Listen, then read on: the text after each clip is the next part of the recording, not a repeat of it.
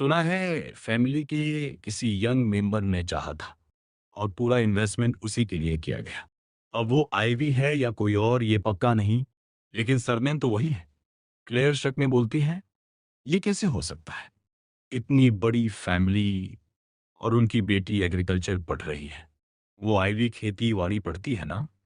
ये तो थोड़ा अजीब है।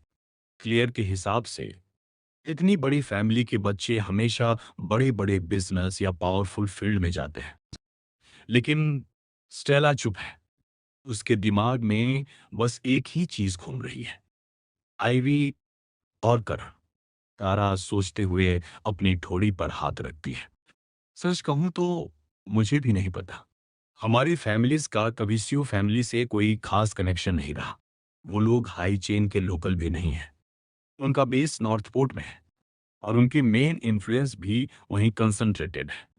हाई चेन में बड़े हुए लोगों के लिए स्टेला की सर्कल का स्यू फैमिली की यंगर जनरेशन से लगभग कोई कांटेक्ट नहीं था। फिर भी तीनों के मन में एक ही बात धीरे धीरे बैठ जाती है, शायद वो आईवी नहीं है। क्योंकि कौन सी टॉप टियर डायनेस्टी अपनी बेटी को फार्मिंग पढ़ने भेजती है? ये तो अनहर्ड ऑफ है, पूरी तरह एब्सर्ड। स्टेला ये सब सुनती है और अचानक खड़ी हो जाती है। मैं बाहर जाकर देखती हूँ, वो धीरे से कहती है। वो दरवाजे की तरफ बढ़ती है। उसकी चाल नॉर्मल से थोड़ी तेज होती है। जैसे ही स्टेला बाहर जाती है, कमरे में कुछ देर के लिए साइलेंस छा जाता है। क्लेयर तारा की तरफ देखती है, फिर अपनी आवाज धीमी करके कहती है, तारा, तुम्हें नहीं लगता स्टेला का करण के साथ बिहेवियर थोड़ा स्ट्रेंज है? तारा उसे ध्यान से देखती है। उसके चेहरे पर इरिटेशन साफ दिखती है। वो करण और जायन के बीच बार बार स्विच कर रही है। एक की केयर करती है और दूसरे को छोड़ भी नहीं पा रही। अगर वो ऐसे ही करती रही तो दोनों को खो देगी और तब बहुत लेट हो जाएगा। बोलते वक्त उसकी आंखों में कुछ कॉम्प्लिकेटेड सा दिखता है, कुछ ऐसा जो स्टेला के लिए डीप डिसअपॉइंटमेंट जैसा है। क्लेयर ये सब नोटिस करती है और समझ जाती है कि स्टेला के लिए तारा की पेशेंस अब खत्म हो रही है। लेकिन वो कुछ नहीं बोलती, बस धीरे से एक लंबी सांस लेती है। उधर मैं स्टाफ लॉकर रूम में हूँ, अपनी यूनिफॉर्म बदल रहा हूँ। मैं उसे अच्छे से फोल्ड करता हूँ और लॉकर में रख देता हूँ। अपना सामान पैक करता हूँ और बाहर जाने के लिए तैयार हो जाता हूँ। फिर मैं अपना फोन उठाता हूँ और स्क्रीन देखते ही मेरा माथा सिकुड़ जाता है। स्टेला के कई मैसेज पड़े हुए हैं, वो भी किसी अलग ऑर्बिट अकाउंट से। करण, तुम कहाँ चले गए? क्या तुम अभी भी आईवी के कांटेक्ट में हो? क्या उसी ने तुम्हें ये जॉब दिलवाई? अब बस से मत जाया करो। मैं मिस्टर मुरेश्वर से कह दूंगी कि वो तुम्हें स्कूल ड्रॉप कर दिया करे। मैं उन मैसेजेस को देखकर बस हैरान रह जाता हूँ। पिछली जिंदगी में स्टेला मुझे बिल्कुल पसंद नहीं करती थी। मुझसे ऐसे बात करती थी जैसे मैं कुछ भी नहीं हूँ। वो कहती थी कि मैं बस उसके अटेंशन के लिए उसके साथ राइड करता हूँ। लेकिन अब जब मैं उससे दूर हो गया हूँ, तब भी वो सेटिस्फाइड नहीं है। और आईवी का नाम वो बार बार क्यों ला रही है? इस सब का आईवी से क्या कनेक्शन है? मैं सिर हिलाता हूँ, फोन जेब में रखता हूँ और बिना रिप्लाई किए रेस्टोरेंट से बाहर निकल जाता हूँ। अंदर स्टेला मुझे पूरे रेस्टोरेंट में ढूंढ रही होती है। उसकी आंखों में अर्जेंसी साफ दिखती है, लेकिन मैं कहीं नहीं हूं। तभी उसके दिमाग में एक थॉट आता है, अगर आईवी आकर करण को ले गई हो तो? और ये रेस्टोरेंट भी शायद आईवी की फैमिली का ही हो। जैसे ही ये बात उसके दिमाग में बैठती है, उसके सीने में अजीब सी बेचैनी उठती है, जैसे किसी ने अंदर से कसकर पकड़ लिया हो। वो खुद को शांत नहीं कर पाती। उसके सामने रखा खाना अब उसे बिल्कुल फीका लगता है। ना टेस्ट, ना कोई फील। उसे खाने का मन ही नहीं करता। जो प्राइवेट रूम पहले एक्सक्लूसिव लग रहा था, अब उसे बस खाली खाली सा महसूस होने लगता है। अब वो प्राइवेट रूम स्टेला को एक केस जैसा लगने लगता है। वो एक सेकंड भी अपनी सीट पे नहीं बैठ पाती। वो तुरंत तारा और क्लियर, अपने बचपन के सबसे पुराने फ्रेंड्स को खींचकर मेन डाइनिंग एरिया की एक टेबल पर ले आती है। असल में सिर्फ ये दोनों ही हैं जो इतने सालों से उसे जानते हैं और उसके ऐसे बिहेवियर को झेल सकते हैं।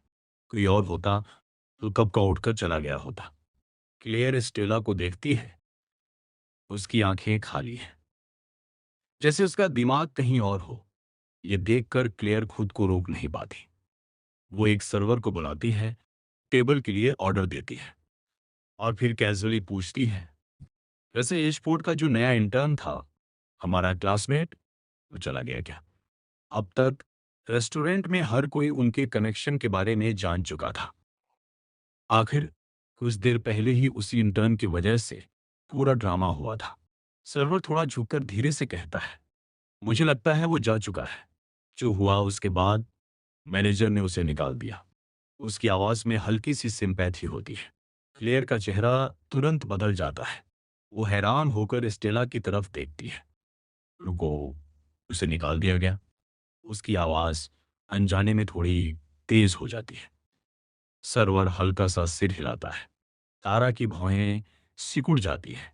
वो सीधे स्टेला की तरफ देखती है और उसकी आंखों में जो है वो साफ दिख रहा है, स्टेला, इस बार तुम सच में हद पार कर गई। स्टेला जानती है करण ने अभी अभी ये जॉब शुरू किया था। वो खुद खड़ा होना चाहता था, अपनी लाइफ खुद संभालना चाहता था, लेकिन स्टेला के इम्पल्सिव बिहेवियर की वजह से सब खत्म हो गया। करण जरूर टूट गया होगा। स्टेला के चेहरे पर एक पल के लिए गिल्ट दिखता है, लेकिन अगले ही सेकंड वो खुद को संभाल लेती है। कोई बात नहीं, ऐसे भी ये जगह कॉम्प्लिकेटेड थी, उसके लिए सही नहीं थी। उसकी आवाज मजबूत लगती है, लेकिन उसकी आंखें कुछ और कह रही होती हैं। उसका दिमाग रुक ही नहीं रहा। करण यहाँ काम क्यों कर रहा था? क्या हमारे घर से जो सैलरी उसके डैड को मिलती है वो इतनी कम है? क्या वो उसे ठीक से अलाउंस भी नहीं दे पा रहे? क्या इसलिए करण को एक्स्ट्रा काम करना पड़ रहा है? उसके होठ कुछ और कह रहे हैं, लेकिन दिल बिल्कुल शांत नहीं है। वो अपनी सीट पर ऐसे हिलती है जैसे कांटों पर बैठी हो, और फिर वो और सहन नहीं कर पाती। वो अचानक खड़ी हो जाती है, सीधे दरवाजे की तरफ बढ़ती है। इरादा साफ है, वो मुझे ढूंढने जा रही है। लेकिन जैसे ही वो दरवाजे तक पहुंचती है, तारा आगे आकर उसका रास्ता रोक लेती है। तारा का एक्सप्रेशन साफ कह रहा है, अब कोई बहस नहीं होगी। स्टेला, मैं कह रही हूं, तुम करण के पीछे मत जाओ। जायन अभी अभी हॉस्पिटल से निकला है, तुम्हें उसके साथ होना चाहिए। तारा के हिसाब से स्टेला बहुत समय से करण और जायन के बीच फंसी हुई है, और ये तीनों को तोड़ रहा है, करण को, जायन को और खुद स्टेला को भी। स्टेला का चेहरा तुरंत डार्क हो जाता है। अब तुम भी मुझे रोक रही हो? क्या गलत है अगर मैं उसे ढूंढने जाऊं? फिर उसकी आवाज और तेज हो जाती है। या फिर ये इसलिए है क्योंकि करण ने शोकेस में तुम्हें फूल दिए थे? क्या तुम उसे पसंद करने लगी हो? उसकी आवाज में गुस्सा भी है और आरोप भी, जैसे उसने पहले ही तय कर लिया हो कि तारा के मन में कुछ और चल रहा है। तारा की भौहें तुरंत नीचे गिरती हैं। उसका चेहरा ठंडा पड़ जाता है। वो स्टेला की आंखों में देखती है और भारी आवाज में कहती है, स्टेला, मेरी बात ध्यान से सुनो, खुद को देखो, तुम इरेशनल बिहेव कर रही हो। तारा की आवाज भारी हो जाती है, थोड़ा शांत हो जाओ।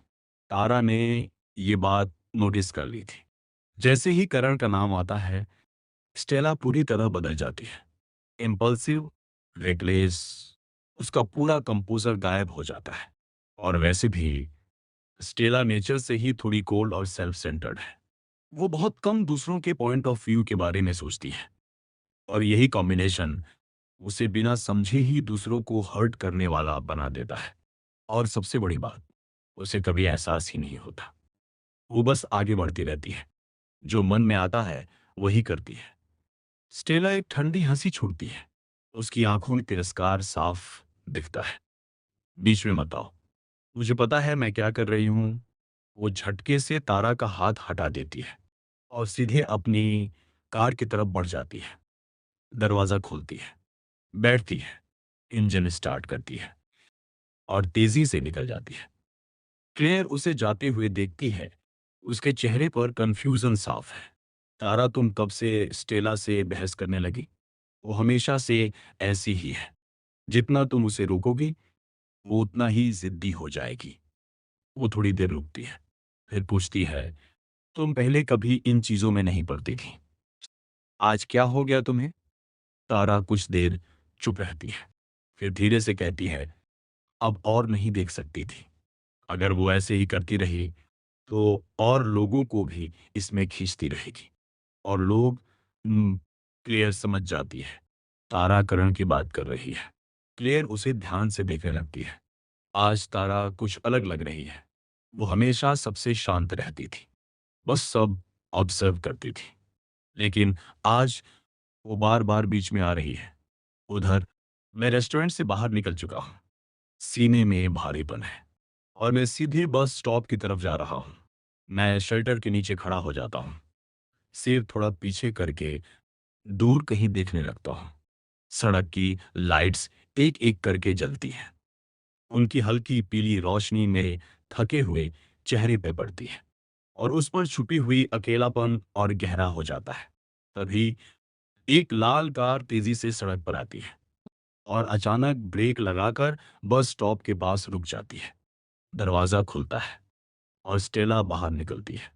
उसके होंठ पर चोट का निशान अभी भी दिख रहा है, लेकिन उसकी आंखों में पहले जैसा गुस्सा नहीं है। अब वहां कुछ और है, बेचैनी और कंफ्यूजन। वो तेजी से मेरी तरफ आती है, हल्की सी हांफती हुई। "तुमने मेरे मैसेज का जवाब क्यों नहीं दिया?" उसकी आवाज धीमी है। "देखा नहीं या जानबूझकर इग्नोर किया?" उसकी बातों के नीचे एक हल्का सा दर्द छुपा हुआ है। मैं धीरे से उसकी तरफ देखता हूँ। मेरी आंखों में कुछ भी नहीं है, ना कोई फीलिंग, ना कोई गर्माहट। जैसे मेरे सामने खड़ी ये लड़की मेरे लिए बिल्कुल अनजान हो। मैं शांत आवाज में कहता हूँ, "मिस स्टर्लिंग, आपको कुछ चाहिए?" मेरी आवाज सीधी है, लेकिन उसमें ठंडक है जो सीधे उसके दिल तक जाती है। इतनी बेरुखी सुनकर स्टेला के अंदर कुछ चुभता है। वो इस ठंडे व्यवहार को सह नहीं पाती। उसकी भौहें सिकुड़ जाती हैं, चेहरे पर गुस्सा आता है, लेकिन उसके नीचे कुछ और भी है, दर्द और नाराजगी। वो धीमी आवाज में कहती है, "करण, मैंने तुम्हारे लिए लड़ाई की।" स्टेला की आवाज थोड़ी ऊंची हो जाती है। "क्या तुम्हारे पास कुछ कहने के लिए नहीं है?" जैसे आवाज बढ़ाने से मैं उसे सीरियस लेने लगूंगा। उसकी बात मेरे अंदर टकराती है और मेरे सीने में चिड़चिड़ाहट और कस जाती है। मैं हल्के से अपने होंठ दबाता हूँ। आंखों में एक पल के लिए थकान झलकती है। सच कहूं तो आज रात स्टेला ने मेरे लिए लड़ाई की। ये मैंने बिल्कुल भी एक्सपेक्ट नहीं किया था। मैं कुछ सेकंड चुप रहता हूँ, धीरे से सांस लेता हूँ और उस फीलिंग को अंदर ही दबा देता हूँ। फिर उसकी तरफ देखता हूँ और शांत आवाज में, लेकिन पूरी सख्ती के साथ कहता हूँ, "मिस स्टर्लिंग, ऐसा दोबारा मत करना। मुझे इसके लिए ग्रेटफुल नहीं लग रहा। मुझे बोझ महसूस हो रहा है।" मैं उसकी आंखों में देखते हुए हर शब्द बोलता हूँ, जैसे सीधे उसके अंदर तक पहुंचा रहा हूँ। "मुझे तुम्हारी ऐसी मदद की जरूरत नहीं है। अगर तुम आज रात नहीं आती, तो मेरे साथ कुछ भी नहीं होता। रेस्टोरेंट इस हालत में नहीं होता। तुम्हें अंदाजा है तुम्हारी इम्पल्सिव हरकत से कितने लोगों को परेशानी हुई। मैनेजर अभी भी पीआर टीम के साथ कॉल पर है और मैंने अपनी जॉब खो दी सिर्फ इसकी वजह से।" मेरी आवाज धीमी है, लेकिन हर शब्द एक सुई की तरह चुभता है। स्टेला वहीं खड़ी रह जाती है, जैसे कोई उसे जगह पर रोक कर खड़ा कर दिया हो। उसके चेहरे का गुस्सा धीरे धीरे गायब हो जाता है और उसकी जगह शौक ले लेता है। वो कुछ बोलने की कोशिश करती है, लेकिन मेरी शांत आवाज के नीचे छुपी सच्चाई वो साफ महसूस कर लेती है। मेरी थकान, मेरा तंग आ जाना और उससे मेरी नफरत। इतने दिनों से वो अपनी पुरानी जिंदगी की यादों में जी रही थी। उसे लगा था मैं वही पुराना करण हूं, लेकिन अब वो समझ रही है मैं पूरी तरह बदल चुका हूं और उसके लिए ये बात उसकी पूरी दुनिया के खिलाफ है। ऐसा कैसे हो सकता है? वो कुछ नहीं बोल पाती। मैं धीरे से उसका हाथ हटाता हूं और साइड से निकलता हूं। अगर और कुछ नहीं है, मैं सपाट आवाज में कहता हूं, "तो मैं जा रहा हूं। मैं कदम आगे बढ़ाता हूँ, लेकिन तभी स्टेला अचानक संभलती है। वो मेरा हाथ पकड़ लेती है, इतनी जोर से कि निशान पड़ सकता है। उसकी आंखें मुझ पर टिकी हैं और उनमें हल्का सा डर है। तुमने अचानक जॉब क्यों ली? क्या तुम्हें पैसों की इतनी कमी है? पिछली जिंदगी में मैंने कभी पार्ट टाइम काम नहीं किया था और यही बात उसे अंदर से परेशान कर रही थी। वो मुझे अपनी तरफ खींचती है। मैं थोड़ा सख्त हो जाता हूँ। फिर मैं उसकी तरफ देखता हूँ और ऐसा जवाब देता हूँ जिसके लिए वो बिल्कुल तैयार नहीं थी। मैं स्टर्लिंग मैंशन वापस नहीं जाना चाहता और मैं तुम्हें देखना भी नहीं चाहता। उसकी पकड़ ढीली पड़ जाती है। वो वहीं खड़ी रह जाती है, जैसे सब कुछ रुक गया हो। उसके चेहरे पर जो है, उसे शब्दों में समझाना मुश्किल है। शॉक, खो जाने का एहसास और एक अजीब सी बेबसी जो उसने पहले कभी महसूस नहीं की। उसी वक्त एक बस आकर रुकती है। मैं अपना हाथ छुड़ाता हूँ, बिना नंबर देखे सीधा बस में चढ़ जाता हूँ और स्टेला, जो हमेशा प्राउड थी, हमेशा अछूती लगती थी, वो वहीं खड़ी रह जाती है। बस मुझे जाते हुए देखती रहती है। उसकी आंखों में पहली बार कुछ टूटा हुआ सा दिखता है। मुझे उसकी नजर अपने पीछे महसूस होती है, जैसे कोई वजन हो, लेकिन मैं पीछे मुड़कर नहीं देखता। मैं अंदर से सॉफ्ट हार्टेड हूँ। जब मैं पहली बार स्टर्लिंग मेंशन आया था, मैंने स्टेला को उसकी मॉम से लड़ते हुए देखा था, जब वो गुस्से में बाहर निकल जाती थी, यहाँ तक कि तेज बारिश में भी भाग जाती थी। मैं कभी सह नहीं पाता था। मैं हमेशा उसके पीछे जाता था, उसे शांत करने की कोशिश करता था, उसके लिए पानी लाता था, उसके लिए छाता लाता था। लेकिन इन सब के बदले मुझे कभी कुछ अच्छा नहीं मिला। स्टेला बचपन से ही मिस हाई एंड माइटी रही है। उसे हमेशा से यही सिखाया गया कि लोग उसके लिए जो करते हैं वो उसका हक है। मेरी पिछली जिंदगी वाला करण पूरी तरह प्यार में अंधा था, लेकिन इस बार वाला करण सब कुछ साफ देख रहा है और अब वही गलती दोबारा नहीं करेगा। उधर शहर के दूसरे कोने में आईवी तेजी से एम्बर एंड सॉल्ट रेस्टोरेंट के बैक एंट्रेंस की तरफ जाती है। दरवाजे पर खड़ा गार्ड उसे देखते ही हल्का सा सिर झुकाता है, जैसे उसे अच्छे से जानता हो। आईवी बिना रुके अंदर चली जाती है। जब तक वो पहुंचती है, अंदर का हंगामा काफी हद तक कंट्रोल हो चुका होता है। जिन तीन औरतों को चोट लगी थी, वो किसी भी तरह का सेटलमेंट लेने से मना कर रही हैं और बार बार पुलिस बुलाने की धमकी दे रही हैं। मैनेजर रॉस को मजबूर होकर लीगल टीम और पीआर टीम को बुलाना पड़ा है। साथ ही स्टर्लिंग फैमिली से भी कांटेक्ट करना पड़ा, क्योंकि शुरुआत स्टेला ने ही की थी। रेस्टोरेंट अकेले ये सब संभाल नहीं सकता था। रेस्टोरेंट मुआवजा देने के लिए तैयार है, कोऑपरेट भी करेगा, लेकिन उसकी भी कुछ लिमिट्स हैं। आईवी अंदर आती है, सबसे पहले अपने रिजर्व डाइनिंग रूम में जाती है, अपना बैग रखती है, फिर सीधे मेन फ्लोर की तरफ बढ़ती है। उसकी नज़र चारों तरफ घूमती है, सभी यूनिफॉर्म में खड़े स्टाफ पर, लेकिन मैं कहीं नहीं दिखता। उसकी भौं हल्की सी सिकुड़ जाती है। वो किचन की तरफ जाती है, वहां भी स्टाफ को ध्यान से देखती है। फिर भी मैं नहीं हूं। रेस्टोरेंट का ज्यादातर स्टाफ आईवी को जानता है। जल्दी ही सब जगह खबर फैल जाती है, ओनर इंस्पेक्शन पर आई है और अचानक सब लोग और तेजी से काम करने लगते हैं। तभी आज मैनेजर रॉस अपने ऑफिस से बाहर आता है। आईवी को देखते ही वो एकदम रुक जाता है, फिर जल्दी से उसके पास आता है और संभल कर बोलता है, मिस सू, क्या आप आज की घटना के बारे में आई हैं? मैं इस गलती की जिम्मेदारी लेता हूँ, लेकिन मुझे बिल्कुल अंदाजा नहीं था कि नया पार्ट टाइमर मिस स्टर्लिंग का बॉयफ्रेंड निकलेगा। अगर पता होता तो मैं उसे कभी हायर नहीं करता। आईवी वहीं रुक जाती है, धीरे से उसकी तरफ मुड़ती है। उसका चेहरा बिल्कुल शांत है, लेकिन उसकी आंखों में कुछ ऐसा है जिसे पढ़ना मुश्किल है। इतने सालों के अनुभव के बाद भी मैनेजर रॉस को किसी इतनी कम उम्र की लड़की से कभी ऐसा दबाव महसूस नहीं हुआ था। वो थोड़ा असहज हो जाता है, फिर भी बोलता रहता है, ज्यादातर सिचुएशन अब कंट्रोल में है। हमने केस लीगल और पीआर टीम को दे दिया है, वो जल्द ही आ जाएंगे। आईवी उसे बीच में ही रोक देती है। जिस मिस स्टर्लिंग की आप बात कर रहे हैं, क्या वो हाई चेन की स्टेला स्टर्लिंग है? वो यहाँ आई थी? मैनेजर रॉस एक पल के लिए समझ नहीं पाता। फिर उसे एहसास होता है, इतनी देर से जो वो समझा रहा था, आईवी को उसके बारे में कुछ पता ही नहीं था। मतलब वो यहाँ उसे जिम्मेदार ठहराने नहीं आई है। वो अंदर ही अंदर राहत की सांस लेता है और माथे का पसीना पोंछता है।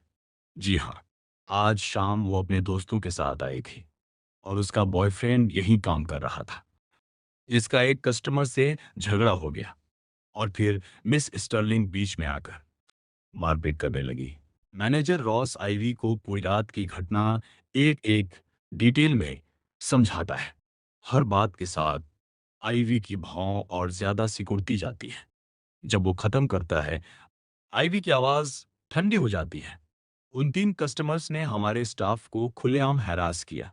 क्या हम ऐसे मेंबर्स को रखने का रिस्क ले सकते हैं? क्या हमें उनकी जरूरत भी है? मैनेजर रॉस एक पल के लिए चुप रह जाता है। शायद नहीं। उन्हें ब्लैकलिस्ट में डाल दो, आईवी कहती है। उसकी आवाज अभी भी उतनी ही ठंडी है। फिर वो पूछती है, और वो पार्ट टाइमर उसका नामकरण है ना? मैनेजर रॉस और ज्यादा हैरान हो जाता है। जी मिस सू, आप उसे जानती हैं?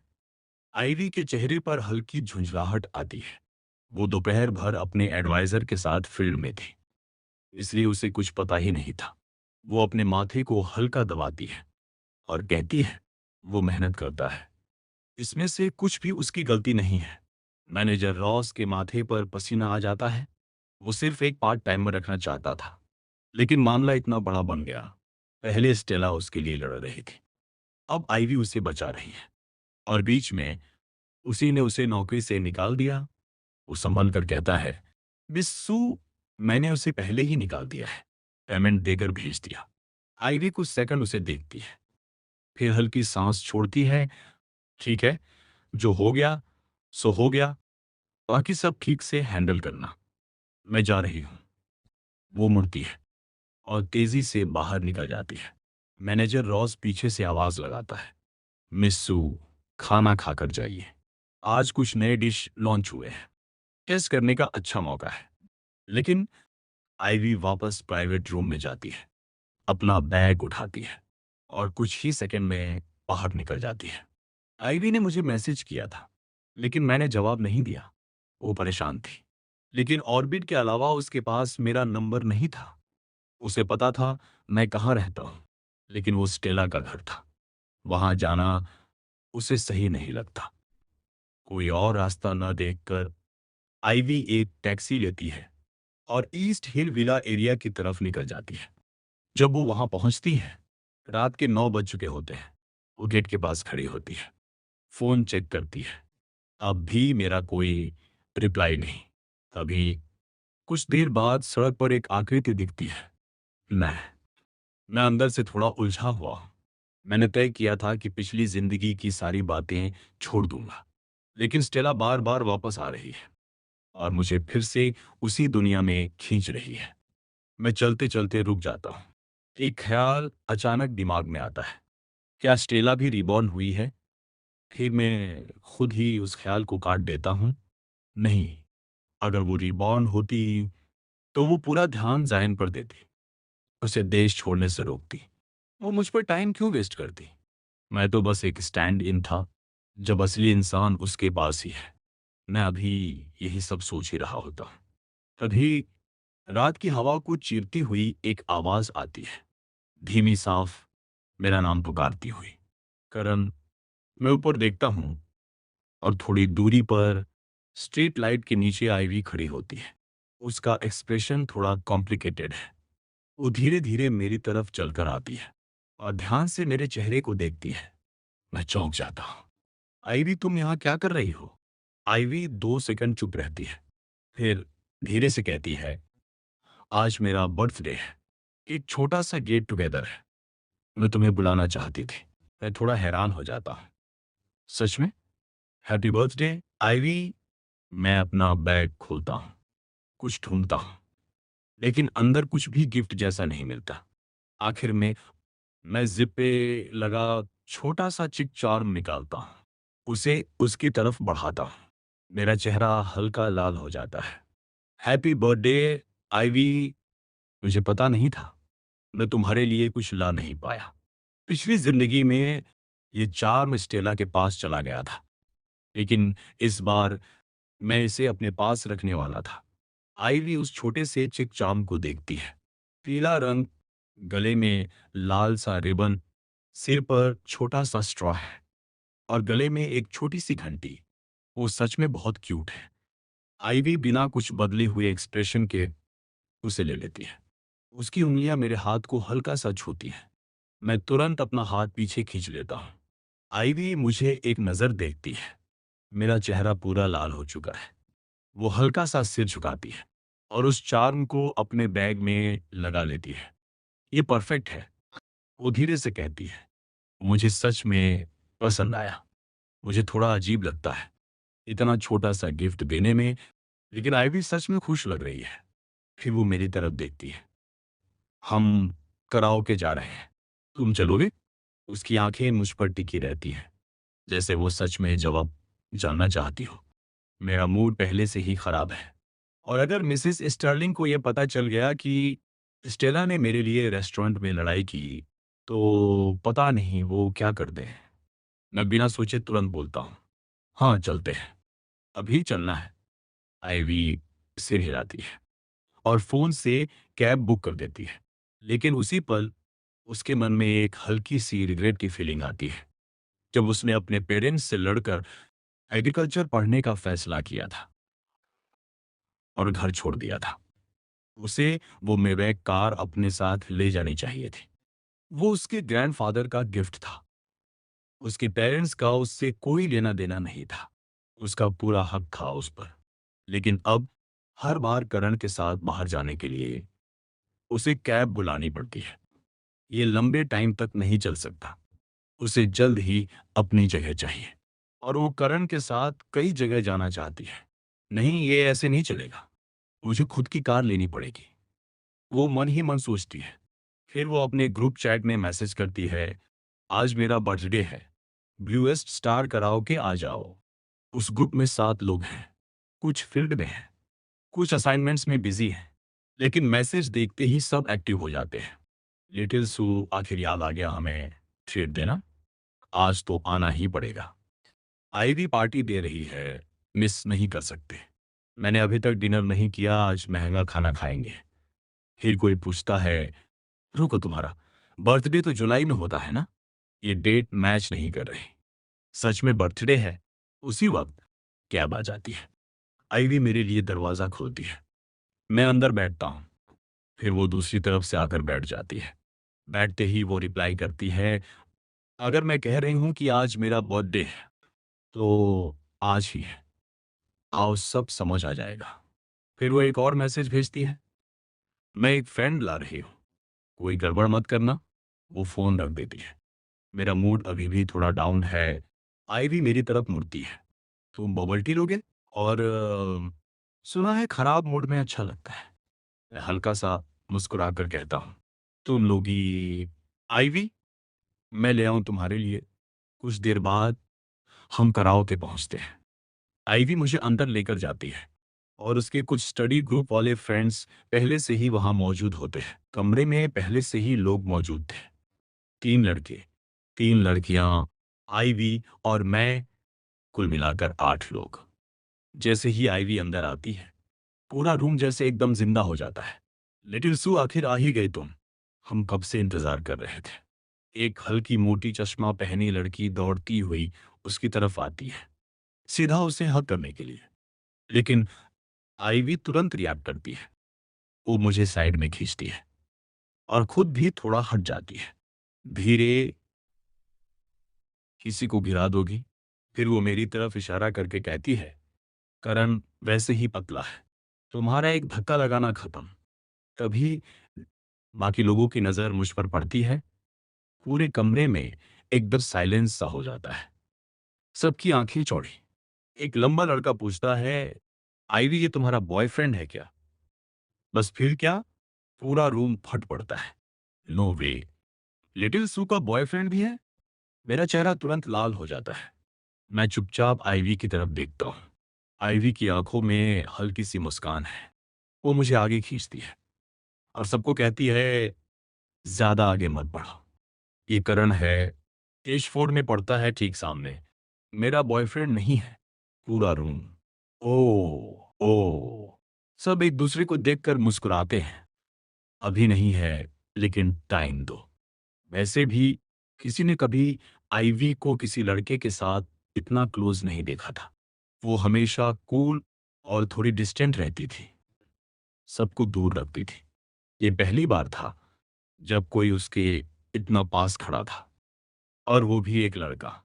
सबकी नजरों में एक ही बात चल रही थी, इसने फेक बर्थडे सिर्फ इसे बुलाने के लिए बनाया है। पक्का कुछ चल रहा है। कमरे की हर नजर अब क्यूरियोसिटी से चमक रही थी। तभी एक लड़की कोला का कैन लेकर मेरे पास आती है। हे जूनियर, मैं मिया हूं, मुझे सिस बोल सकते हो। मैं कुछ बोलने ही वाला था कि आईवी बीच में बोल पड़ती है, तुम तो पहले दिन से ही छोटे भाइयों की कलेक्शन कर रही हो। अब तक ट्रक भर गया होगा तुम्हारा। मिया बिल्कुल नॉर्मल रहती है। अरे वो अलग है, ये वाला तो काफी शरीफ लग रहा है। आईवी थोड़ा मेरी तरफ झुककर धीरे से कहती है, इन्हें इग्नोर करो, फल खाओ। वो मेरे सामने फ्रूट प्लेट रख देती है और खुद एक संतरा छीलने लगती है। पूरा रूम हमें देख रहा है, थोड़ा अजीब सा एक्सप्रेशन लेकर। अब मुझे भी थोड़ा अजीब लगने लगता है। सब कुछ खुलकर बोल नहीं सकते, तो सब ग्रुप चैट में बातें करने लगते हैं, जहां पूरा चैट फट चुका है। लिटिल सू का टेस्ट अच्छा है, लड़का सच में हैंडसम है। क्या वो उसे पटाने की कोशिश कर रही है? हमें हेल्प करनी चाहिए क्या? मैसेज चलते रहते हैं, आईवी सब इग्नोर करती रहती है, जब तक कि मिया एक खास मैसेज नहीं भेजती। उसके बाद आईवी तुरंत रिप्लाई करती है।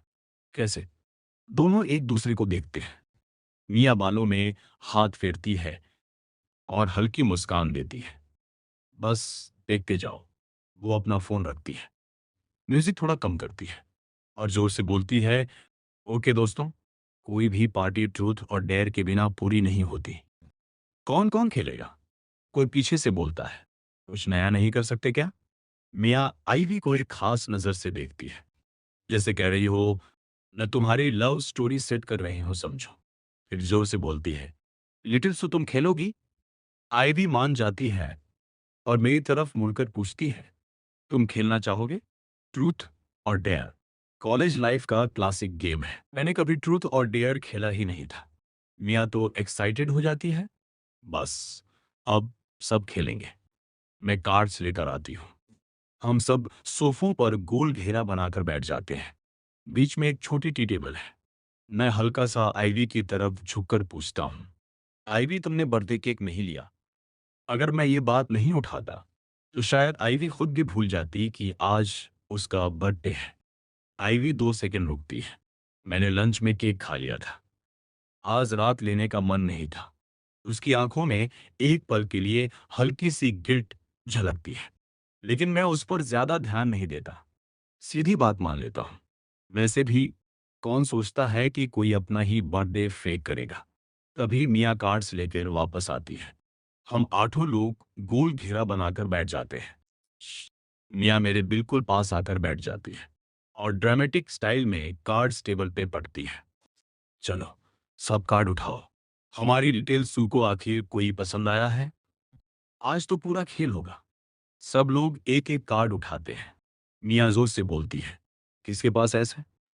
दिखाओ। सब अपने कार्ड चेक करते हैं। आईवी अपना कार्ड पलटती है। 2। मैं भी अपना कार्ड पलटता हूँ। Black spade ace. सीधा मुझे ही मिल गया। आईवी हल्का सा भौं उठाती है और मिया की तरफ देखती है। मिया मासूम सा चेहरा बनाती है, जैसे कुछ भी प्लान नहीं किया हो। ये तो किस्मत है। फिर वो 2 छोटे बॉक्स निकालती है और मुस्कुराते हुए मेरी तरफ देखती है। तो जूनियर, ट्रूथ या डेयर? मैं थोड़ा हिचकिचाता हूँ, फिर बोलता हूँ ट्रूथ। जैसे ही मैं बोलता हूँ, पूरा ग्रुप एकदम एक्साइटेड हो जाता है। ओ ट्रोल, अब पीछे मत हटना। एक सीनियर लड़की ट्रूथ बॉक्स से एक पर्ची निकालती है और मुझे देती है। खोलो, देखते हैं क्या आया है। मैं धीरे धीरे पर्ची खोलता हूँ। मियाँ झुककर पढ़ती है, तुम्हारा पहला प्यार कब हुआ था। कमरे की हर नजर मुझ पे टिक जाती है, यहाँ तक कि आईवी भी हल्का सा सिर झुकाकर मुझे देखने लगती है। मैं कुछ सेकंड चुप रहता हूँ।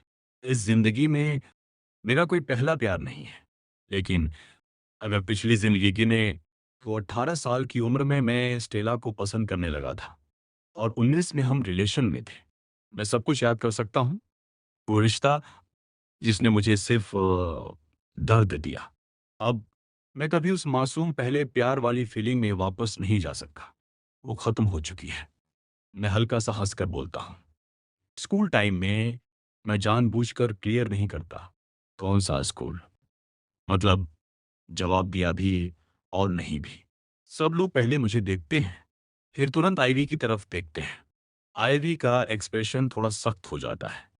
उसकी आंखों में हल्की ठंडक आ जाती है। स्कूल टाइम मतलब कब? मियाँ आगे झुककर पूछती है। हम तो अभी 1 महीने पहले ही कॉलेज आए हैं। क्या इसी कॉलेज में हुआ था? कौन थी वो? मैं पर्ची मोड़कर वापस बॉक्स में डाल देता हूँ। थोड़ा अजीब सा महसूस करते हुए बोलता हूँ, इस कॉलेज की नहीं थी। एक लड़की तुरंत बोलती है, ओह, वो हाई स्कूल वाला लव था। दूसरी हंसते हुए कहती है, मैंने तो किंडरगार्टन में ही क्रश कर लिया था। सीक्रेट क्रश भी गिना जाएगा। एक लड़का बोलता है, तो फिर मेरा तो 3 साल की उम्र में ही था। सब हंसने लगते हैं और माहौल थोड़ा हल्का हो जाता है। आईवी का एक्सप्रेशन भी थोड़ा नॉर्मल हो जाता है। ये सुनकर सबको थोड़ा लॉजिक सा लगने लगता है।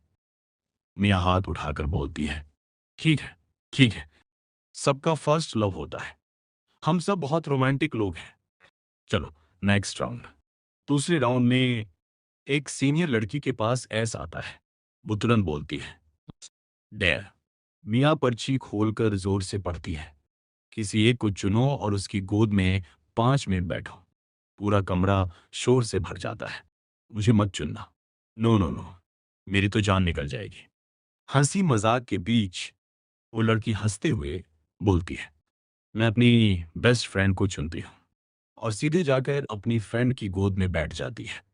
सब और जोर से हंसने लगते हैं। गेम आगे बढ़ता है। इस बार आईवी के पास एस आता है। वो कार्ड टेबल पर रखती है, हल्की सी स्माइल के साथ, डेयर। मियाँ तुरंत डेयर बॉक्स उसकी तरफ धकेलती है। उसकी आंखों में साफ लिखा है, यही मौका है। आईवी हल्का सा सांस लेकर पर्ची उठाती है। मियाँ झट से पर्ची पकड़कर पढ़ती है। अपने राइट साइड वाले इंसान के साथ 10 मिनट तक फिंगर्स इंटरलॉक करके बैठो। पूरा कमरा, oh lucky you, little Sue. Ivy के लेफ्ट साइड बैठा एक लंबा चौड़ा लड़का जोर से बोलता है, अरे जूनियर को डरा मत, भाग जाएगा बेचारा। फिर वो हंसकर कहता है, ऐसा करो, मेरा हाथ पकड़ लो। मैं रेडी हूं। मेरे हाथ थोड़े पसीने से भर जाते हैं, लेकिन मैं कुछ बोलता नहीं। वो लड़का आईवी की तरफ हाथ बढ़ाता है। कम ऑन लिटिल सू, इतना भी क्या शर्माना। आईवी तुरंत अपने दोनों हाथ जेब में डाल लेती है। एकदम फास्ट मोमेंट। वो लड़का उसका हाथ खींचने की कोशिश करता है। अरे निकालो ना, मैं ठीक हूं, तुम क्यों नहीं। आईवी पीछे हटती है, चेहरे पर कोई इंप्रेशन नहीं। स्टॉप इट, मैं तुम्हारा हाथ नहीं पकड़ने वाली। तभी मियाँ बीच में आ जाती है। रूल्स, रूल्स होते हैं, समझे। फिर वो मेरी तरफ देखती है, एकदम स्वीट स्माइल के साथ, है जूनियर, बस गेम है, तुम्हें प्रॉब्लम तो नहीं है, राइट। मैं कुछ देर सबको देखता रहता हूँ। उनकी केमिस्ट्री, उनकी कंफर्ट, और मुझे हल्की सी ईर्ष्या होती है। मैं धीरे से सिर हिलाता हूँ, नहीं मुझे कोई प्रॉब्लम नहीं है। और बिना ज्यादा सोचे मैं अपना हाथ आगे बढ़ा देता हूँ, हल्की सी स्माइल के साथ, सीधे आईवी की तरफ देखते हुए। आईवी के कानों के सिरे हल्के गुलाबी हो जाते हैं, लेकिन उसका चेहरा शांत रहता है। थैंक्स, वो धीरे से कहती है। फिर उसका दायां हाथ मेरे बाएं हाथ से मिलता है। मेरी उंगलियां धीरे धीरे उसकी उंगलियों के बीच फिसलती हैं और लॉक हो जाती हैं। उसका हाथ नरम, गरम और बहुत हल्का। जैसे ही हमारा हाथ जुड़ता है, मेरा पूरा चेहरा लाल हो जाता है। मैंने पहले कभी किसी लड़की का हाथ ऐसे नहीं पकड़ा। फुल इंटरलॉक, ये बहुत पर्सनल होता है, कपल्स जैसा। मेरी पिछली जिंदगी में 5 साल तक स्टेला के साथ रहने के बाद भी हमने कभी ऐसे हाथ नहीं पकड़े, एक बार भी नहीं। आस पास गेम चलता रहता है, लोग हंस रहे हैं, बात कर रहे हैं, लेकिन मेरा ध्यान सिर्फ उस एक हाथ पर अटक जाता है। दिल बहुत तेज धड़क रहा है, मैं थोड़ा स्टिफ हो जाता हूँ, गाल जल रहे हैं। आईवी बाहर से बिल्कुल नॉर्मल दिख रही है, लेकिन अगर कोई ध्यान से देखे तो समझ जाएगा उसकी मूवमेंट थोड़ी स्लो हो गई है, रिएक्शन में हल्की देरी है। उसके अंदर भी कुछ अलग चल रहा है और मैं पूरी तरह से कंफ्यूज हूँ। ये फीलिंग आखिर है क्या? मैं बहुत नर्वस हो जाता हूँ। ये फीलिंग मेरे लिए बिल्कुल नई है। मैं धीरे से अपना हाथ छुड़ाने की कोशिश करता है, लेकिन आईवी की पकड़ मजबूत है। मेरा हाथ निकल ही नहीं पाता। हम ऐसे ही बैठे रहते हैं पूरे 10 मिनट, उंगलियां पूरी तरह इंटरलॉक। जब आखिरकार टाइम पूरा होता है और आईवी मेरा हाथ छोड़ती है, तो उसकी हथेली भी हल्की पसीने से भीगी हुई होती है। मतलब सिर्फ मैं ही नर्वस नहीं था, आईवी का दिल भी पूरे टाइम तेज धड़क रहा था। इसके बाद के कुछ राउंड्स ऐसे ही निकल जाते हैं। ना मुझे ऐस मिलता है, ना आईवी को। आईवी दूसरों को मस्ती करते हुए देखती है और एक शांत पल में मुझे मुझे पफ देती है। थोड़ा झुककर धीरे से पूछती है, तुम्हें भूख लगी है और कुछ चाहिए? मैं उसे लेता हूँ, धीरे से बोलता हूँ, नहीं ये बहुत अच्छा है, थैंक यू। आज मैं काम पर गया और 2 घंटे के अंदर ही जॉब से निकाल दिया गया। पूरा दिन खराब गया था, मैंने ठीक से कुछ खाया भी नहीं था। लेकिन यहाँ आईवी के साथ, सबके साथ गेम खेलते हुए, गाना गाते हुए मेरा मूड काफ़ी बेहतर हो गया। मेरे ज़्यादा फ्रेंड्स कभी नहीं रहे। जब मैं मैनर वापस नहीं जाना चाहता, तो मेरे पास जाने के लिए कोई जगह भी नहीं होती। ऐसे में आईवी का मुझे यहाँ लाना मेरे लिए सच में बहुत मायने रखता है। और वो मेरे लिए इतनी अच्छी क्यों है? मैं इस बारे में ज़्यादा सोचना ही नहीं चाहता। कम पैसों में बड़ा होने की वजह से मेरे अंदर एक छुपी हुई इनसिक्योरिटी हमेशा रही है। और पिछली ज़िंदगी में स्टेला के साथ जो हुआ, उसके बाद प्यार और लाइफ दोनों को लेकर एक डर बैठ गया है। अंदर ही अंदर मैं हमेशा यही सोचता हूँ, कोई मुझे सच में कभी नहीं चुनेगा। आईवी जैसी लड़की, सुंदर, सॉफ्ट, कैपेबल, वो मुझे पसंद है। ये तो और भी कम पॉसिबल लगता है। ये ख्याल आते ही मैं उसकी तरफ देखता हूँ। आईवी सच में अलग है, इतनी अच्छी कि स्टेला से उसकी तुलना करना भी अजीब लगता है। लेकिन जैसे ही मेरे दिमाग में स्टेला का नाम आता है, मेरा मूड फिर से गिर जाता है। आईवी तुरंत नोटिस कर लेती है। वो मेरी तरफ मुड़ती है, धीरे से पूछती है, क्या हुआ? मेरा चेहरा हल्का लाल हो जाता है। मैं सिर हिलाता हूँ, कुछ नहीं। मैं नजरें नीचे कर लेता हूँ। अब तो हालत ये हो गई है, हाथ पकड़ने के बाद मैं आईवी की आंखों में ठीक से देख भी नहीं पा रहा। जैसे ही उसकी उंगलियों की तरफ नजर जाती है, मैं फिर से फ्लस्टर हो जाता हूँ। काफी देर तक ये गेम चलता रहता है। एक शून्य एक दो राउंड्स के बाद रात काफी हो जाती है। यहाँ मौजूद ज्यादातर सीनियर्स असल में ह्यूमन वर्क हॉर्स हैं। सुबह सुबह खेतों में काम, शाम को कीचड़ में लथपथ, वापस पूरा दिन मेहनत। अब रात के 11 बज चुके हैं, सबको डॉर्म वापस जाना है, वरना कर्फ्यू मिस हो जाएगा और फिर सोने की जगह नहीं मिलेगी। मियाँ आईवी की तरफ देखती है, लिटिल सू तुम डॉर्म वापस आ रही हो? आईवी पहले डॉर्म में ही रहती थी, लेकिन उसके पास ईस्ट हिल एस्टेट्स में अपना घर भी है। फिर भी वो वहाँ कम ही जाती है और हाल के दिनों में वो डॉर्म भी कम ही जा रही है। मिया पहले मुझे देखती है, फिर आईवी को। उसकी आंखों में साफ गॉसिप दिख रहा है। आईवी सिर हिलाती है। नहीं, आज नहीं। मैं करण को छोड़ने जा रही हूँ। मिया धीरे से ओहो फिर मुस्कुराती है। ठीक है, हम तुम्हारा रास्ता नहीं रोकेंगे। ग्रुप के ज्यादातर लोग डॉर्म में रहते हैं। उन्हें जल्दी निकलना पड़ता है। डॉर्म का टाइम होने से पहले सब लोग जल्दी जल्दी निकल जाते हैं। आईवी मुझे मॉल के बाहर तक छोड़ने आती है और एक और कैब बुक करती है। वो मेरी तरफ मुड़कर पूछती है, आज तुम्हें अच्छा लगा? वो मेरे चेहरे को ध्यान से देख रही है, जैसे चेक कर रही हो मेरा पहले वाला खराब मूड ठीक हुआ या नहीं। मैं हल्का सा मुस्कुराता हूँ। थैंक यू आईवी, मुझे सच में अच्छा लगा। आईवी भी मुस्कुराती है। पर मुझे थोड़ा डर था। तुम ऐसे लगते हो जिन्हें शोर पसंद नहीं आता। उसकी नजरों में मैं एक शांत सिंपल लड़का हूँ। उसे सच में लगा था कि मुझे कराओ के लाना शायद गलत फैसला हो। उधर ग्रुप चैट में सब लोग आईवी को चिढ़ा रहे हैं। लिटिल सु कमाल है, सबसे छोटी होकर भी सबसे पहले रिलेशनशिप में जाएगी।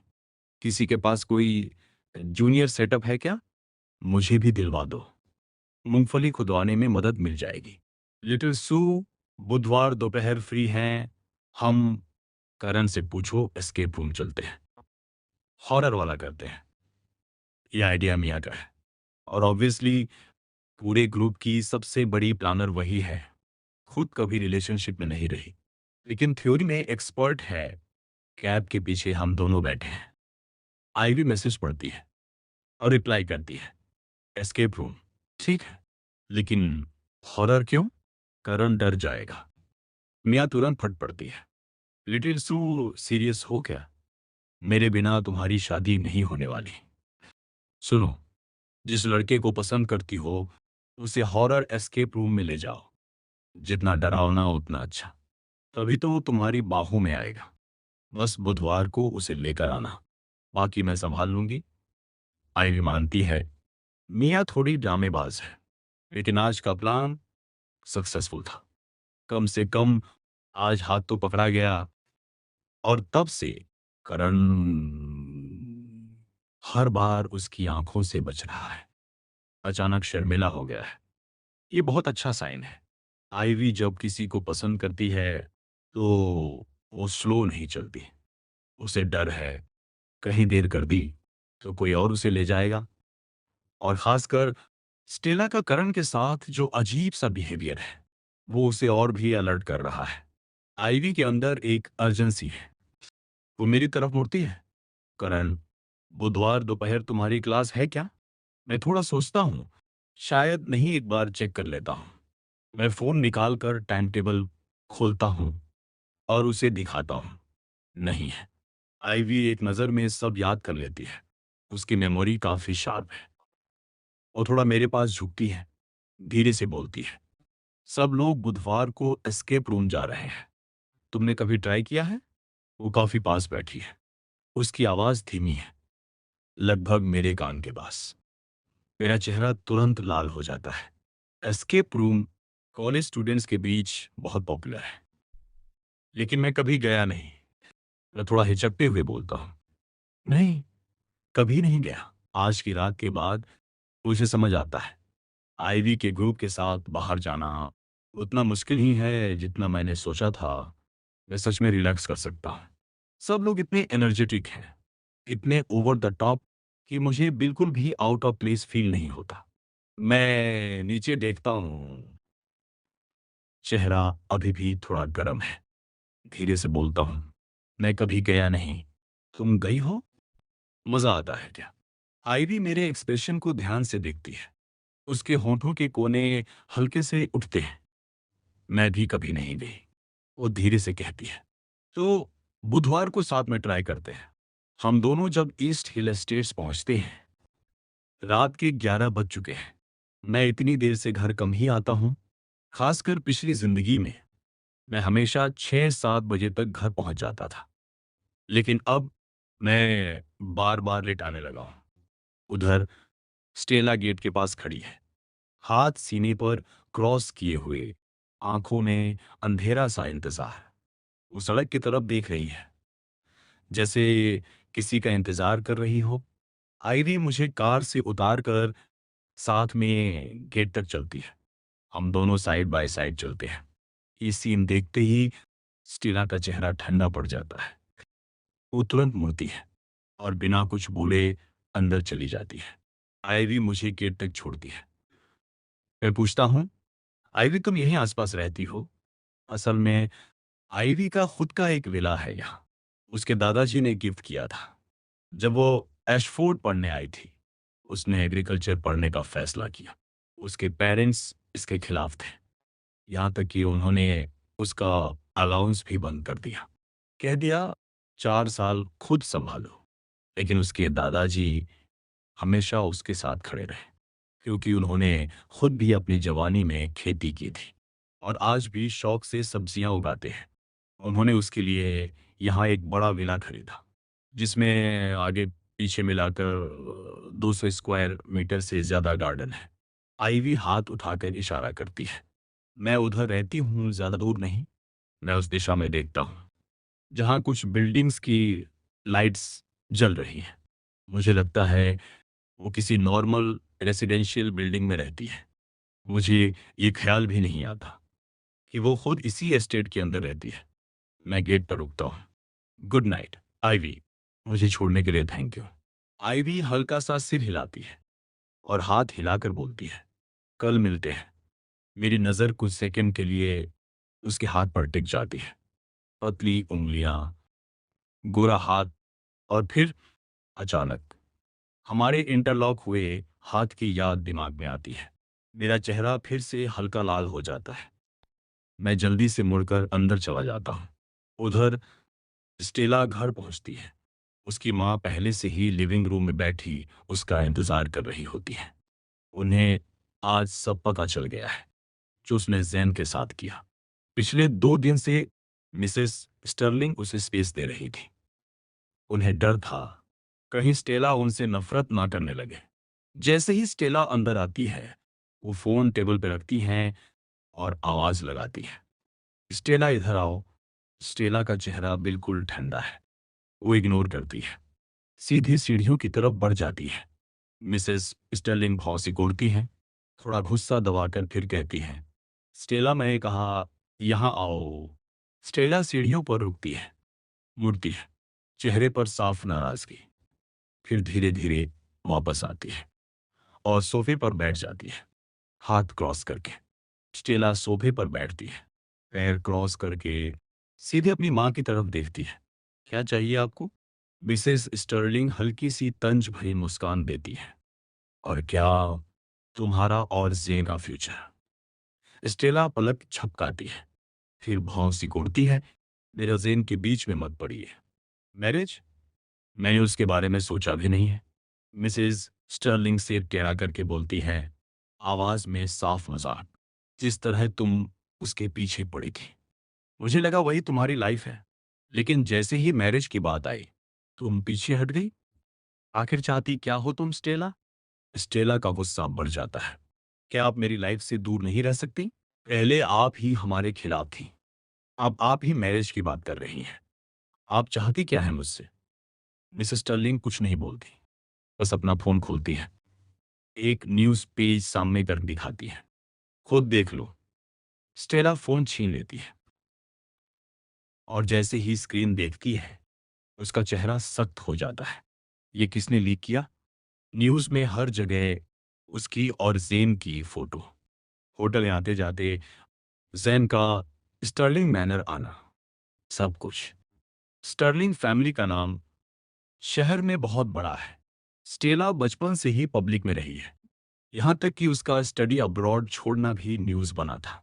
और अब जेन के पिता, जो पहले गवर्नमेंट में थे, हाल ही में इन्वेस्टिगेशन में फंसे हैं। ऐसे समय में स्टेला का उनके बेटे के साथ रिलेशन और उसे मैनर तक लाना, लोग खुद ही कनेक्शन बना रहे हैं। हेडलाइंस हर घंटे बढ़ रही हैं। स्टर्लिंग बिजनेस और करप्ट ऑफिशियल के बीच कनेक्शन। मिसेस स्टर्लिंग ठंडी मुस्कान के साथ बोलती है, लो, अब खुश? पूरी दुनिया को पता चल गया तुम ज़ेन के साथ हो। यही चाहती थी ना? स्टेला फ़ोन नीचे रखती है, जबड़ा टाइट। आपने इसे हटवाया क्यों नहीं? आपको पता है इसका असर स्टॉक प्राइस पर पड़ेगा? डैड को पता है? उसका सिर दर्द से भरने लगता है। ये बाहर कैसे आया? उसकी आवाज़ ठंडी हो जाती है। किसने लीक किया? मिसेस स्टर्लिंग हँसती है। और कौन? ज़ेन का फैमिली। उसे देश छोड़ना था, लेकिन अब तुमसे जुड़ गया है, तो जाने की ज़रूरत नहीं रही। वो अपना फ़ोन वापस लेती है, असिस्टेंट को कॉल करती है। डैमेज कंट्रोल शुरू। फिर स्टेला की तरफ देखती है। मैं इसे संभाल रही हूँ, लेकिन मैं तुम्हें सलाह दूंगी। ज़ेन के बारे में दोबारा सोचो। स्टेला का दिमाग घूम रहा है। क्या सच में ज़ेन ऐसा कर सकता है? वो मान ही नहीं पा रही। अचानक वो चाबी उठाती है और घर से बाहर निकल जाती है, सीधे ज़ेन को ढूंढने।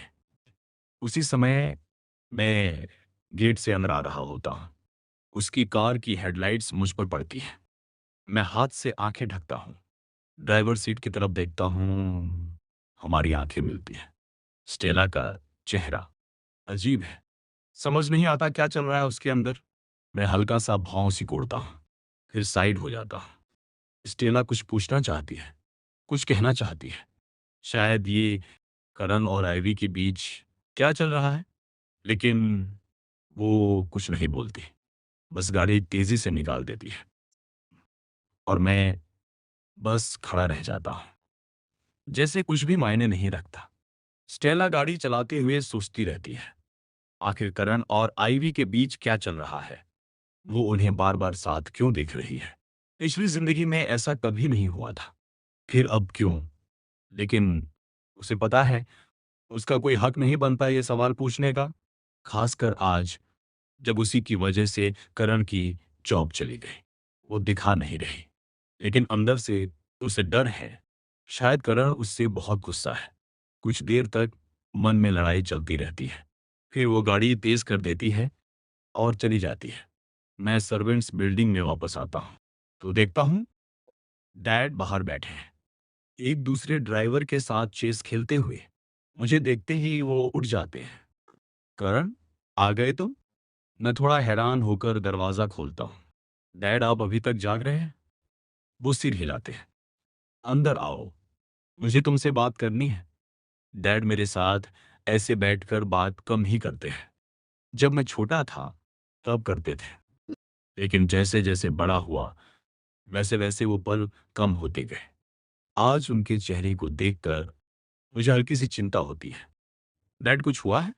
वो अंदर आकर कुर्सी पर बैठते हैं और मुझे बैग रखते हुए देखते हैं। कुछ सेकंड चुप रहते हैं, फिर धीरे से बोलते हैं, करण, मुझे तुमसे एक बात कहनी है। थोड़ा रुकते हैं, फिर, मैं जॉब छोड़ने वाला हूँ। मेरे हाथ वहीं रुक जाते हैं। मैं ऊपर देखता हूँ। क्या आप जॉब छोड़ना चाहते हो? कुछ दिन पहले ही तो वो कह रहे थे ये जॉब अच्छी है, लोग अच्छे हैं, रूम, खाना, सैलरी, सब अच्छा है, लॉन्ग टर्म रहने का सोच रहे थे। और अब अचानक डैड मेरी तरफ देखते हैं, शांत लेकिन सीरियस। मिसेस स्टर्लिंग तुम्हें परेशान कर रही है ना? उनकी नज़र और गहरी हो जाती है। और मिस टेला भी, वो तुम्हारे साथ ठीक से बिहेव नहीं कर रही? वो नहीं चाहते कि उनका बेटा कहीं भी अपमान सहे, चाहे मैं डॉर्म में शिफ्ट हो जाऊं। फिर भी वो नहीं चाहते कि कोई मुझे ड्राइवर का बेटा बोलकर नीचा दिखाए। मैं कुछ देर चुप रहता हूं, फिर पूछता हूँ, आंटी डैन का क्या? आपने उनसे बात की? डैड सिर हिलाते हैं। वो नहीं जाना चाहती, तो मैं अकेला ही वापस गांव चला जाऊंगा। डायन मेरी असली माँ नहीं है, तो उनके फैसले का मुझ पर ज्यादा असर नहीं पड़ता। हम दोनों कुछ देर बैठकर बात करते हैं। डैड धीरे से कहते हैं, मेरी चिंता मत करो। यहाँ से निकलने के बाद मैं थोड़ा टाइम गांव में रहूंगा।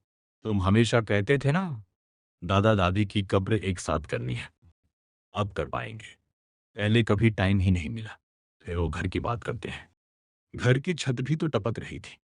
अगर ठीक नहीं किया तो नए साल में कहाँ रुकेंगे? असल में डैड बहुत पहले से घर वापस जाना चाहते थे, लेकिन सालों तक मेरी पढ़ाई, मेरी ज़िम्मेदारी, इन्हीं सब में लगे रहे। कभी खुद के लिए टाइम ही नहीं लिया। मेरी आँखें हल्की लाल हो जाती हैं। सीने में कुछ चुभता है। Dad, dad, sorry.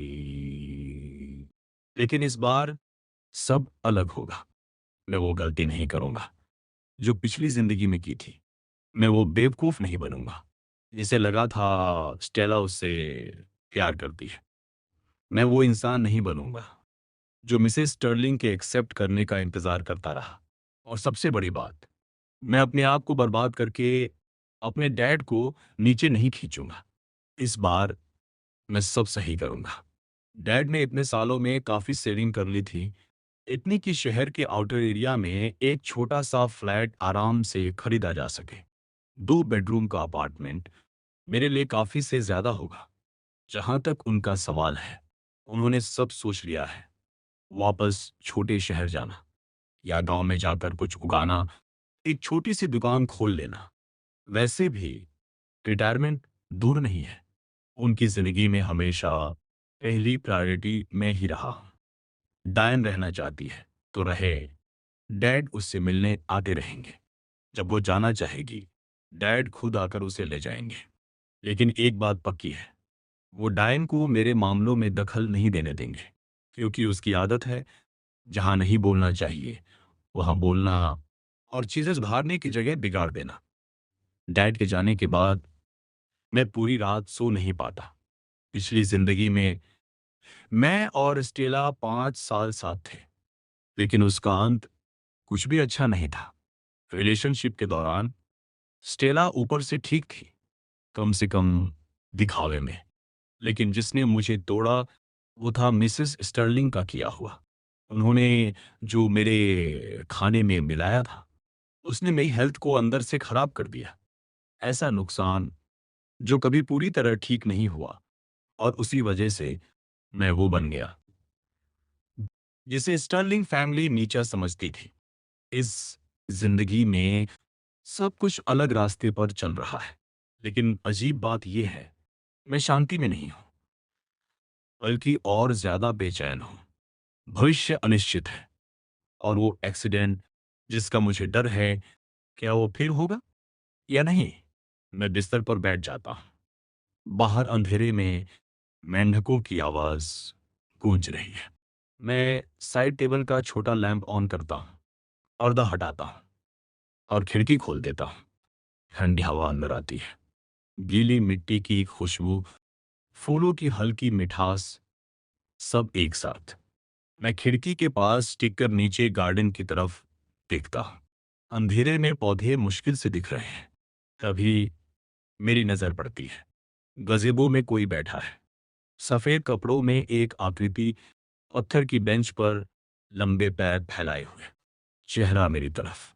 जैसे ही मैं पहचानता हूं स्टेला, मेरा पूरा शरीर एक पल के लिए रुक जाता है, जैसे किसी ने अचानक डरा दिया हो। मैं तुरंत नजर हटाता हूं और खिड़की बंद करने बढ़ता हूं। रात के 2 बजे। मैं सोचता हूं, ये यहाँ क्या कर रही है? वो सच में किसी भूत जैसी लग रही है, जो जाने का नाम ही नहीं लेता। अभी कुछ देर पहले ही तो गई थी, फिर इतनी जल्दी वापस? क्या वो जैन से मिलने नहीं गई थी? स्टेला देख लेती है कि मैं खिड़की बंद करने वाला हूं। वो तुरंत उठती है, तेज कदमों से मेरी तरफ आती है।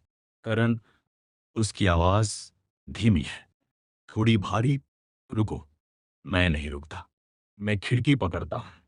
स्टेला कदम और तेज कर देती है और अपना हाथ कांच पर रख देती है।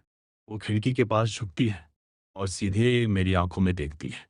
उसकी सांसों में हल्की शराब की गंध है।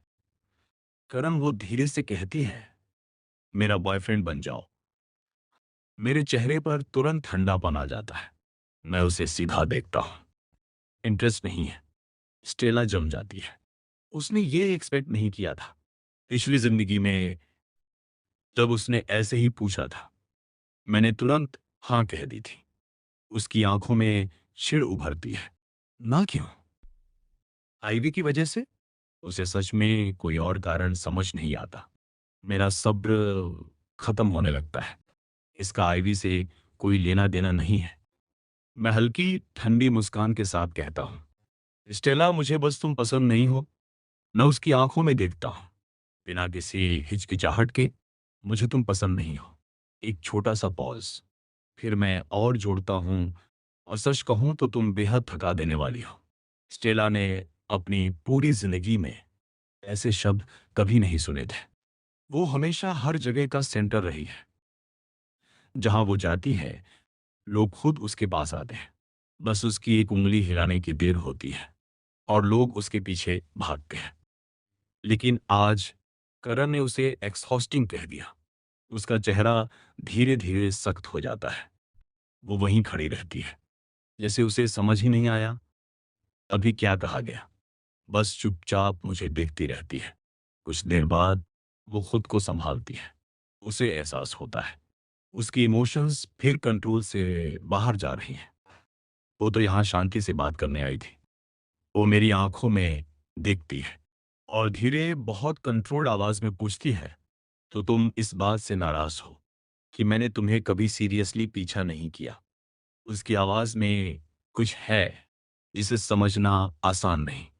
मैं उसे देखता हूं, मेरे चेहरे पर कुछ भी नहीं, लेकिन अंदर हल्की कड़वी हंसी उठती है।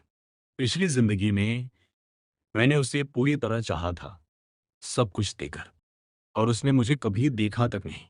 अब जब मैं उससे दूर रहना चाहता हूं, तो वही मुझसे पूछ रही है क्यों?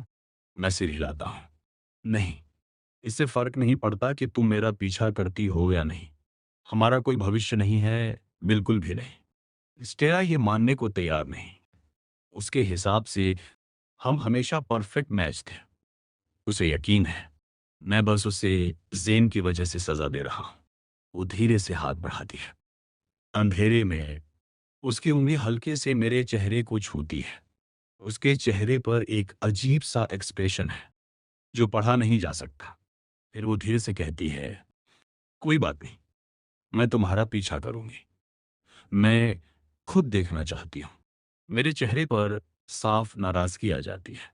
मेरी आवाज ठंडी हो जाती है। तुम्हें सुनाई नहीं देता क्या? मैंने तुम्हें मना किया है। हम करीब नहीं हैं। मेरे पास मत आना। मैं खिड़की बंद करने बढ़ता हूँ। जैसे ही मेरा हाथ लैच पर जाता है, स्टेला अपना हाथ हटा लेती है। क्लिक। खिड़की बंद। फिर पर्दा खींच दिया जाता है। हम दोनों के बीच हर कनेक्शन खत्म। स्टेला अंधेर में काफी देर तक खड़ी रहती है, बस उस बंद खिड़की को देखती हुई। वो अभी अभी वापस आई है, जेन के घर से। उसने उसे देखा, पीला, कमजोर। उसकी माँ की बातें सुनी, हम अब देश नहीं छोड़ेंगे। हम चाहते हैं कि स्टेला जेन से शादी करे। स्टर्लिंग फैमिली हमें इस संकट से निकाल सकती है। उस घर से निकलते वक्त स्टेला ठीक से सांस भी नहीं ले पा रही थी। वो धीरे से खुद से कहती है, सब कुछ बदल गया है। करण बदल गया है। वो अब मुझे देखता भी नहीं, मेरे पीछे नहीं आता, मुझसे प्यार नहीं करता। और जेन, जिसे वो इतने सालों से दिल में रखे हुए थे, जिसे उसने परफेक्ट समझा था, वो शुरू से ही उसे कैलकुलेट कर रहा था। वो खुद से ये सवाल पूछने से भी डरती है, अगर मैं स्टर्लिंग फैमिली की वारिस ना होती, तो क्या जेन मुझे चाहता भी? अगली सुबह जैसे ही मैं बाहर निकलता हूँ, सड़क के किनारे एक नीली स्पोर्ट्स कार खड़ी दिखती है। उसके अंदर स्टेला बैठी है, सनग्लासेस लगाए हुए, सीधे मुझे देख रही है। वो बिना किसी एक्सप्रेशन के कहती है, करण, अंदर बैठो। मेरे हाथ में दूध का कार्टन है। मैं बिना रुके उसकी कार के पास से निकल जाता हूँ। नहीं, धन्यवाद मिस्टर ले, मैं बस से जाऊंगा। स्टेला की भौं सिकुड़ जाती है। वो कार आगे बढ़ाती है, मेरे साथ साथ चलने लगती है। करण, तुमने कल रात कहा था ना कि तुम मुझे तुम्हें परस्यू करने दोगे। मैं रुकता हूँ, भौं चढ़ाता हूँ। मैंने ऐसा कुछ नहीं कहा, मैंने साफ मना किया था। लेकिन वो वही सुन रही है जो वो सुनना चाहती है। मैं उसकी कार के पास जाता हूँ। स्टेला के चेहरे पर हल्की मुस्कान आ जाती है। जैसे उसे यकीन हो गया हो। रेखा मान ही गया। लेकिन मैं खिड़की के पास रुककर गंभीर आवाज में कहता हूं, मिस स्टर्लिंग, मैंने कभी ये नहीं कहा और मैं आपकी कार में ही बैठूंगा। मैं उसकी कार की तरफ इशारा करता हूं। आप और ये कार दोनों बहुत ज्यादा विजिबल है। मुझे किसी और न्यूज में नहीं आना। मैं मुड़ता हूं और साइड वाले रास्ते से बस स्टॉप की तरफ चल देता हूं। स्टेला का चेहरा गिर जाता है। वो गुस्से में स्टीयरिंग पर हाथ मारती है। तभी उसका फोन बजता है। स्क्रीन पर नाम जैन। वो तुरंत खुद को संभालती है, कॉल उठाती है। हेलो जैन। उधर से उसकी कमजोर आवाज आती है। स्टेला, तुम हॉस्पिटल आ सकती हो? मैं अकेला नहीं रहना चाहता। जब स्टेला हॉस्पिटल पहुंचती है तो जेन की हालत उसकी उम्मीद से भी खराब होती है।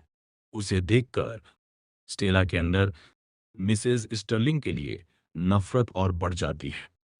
माँ इतनी क्रूर कैसे हो सकती है, वो सोचती है। बल्कि ये सब उसकी वजह से हुआ। जेन बेड पर है, आईवी ड्रिप लगी हुई, चेहरा पीला, कमजोर। जैसे ही वो स्टेला को देखता है उसका एक्सप्रेशन और गहरा हो जाता है। तुम कल रात अचानक क्यों चली गई?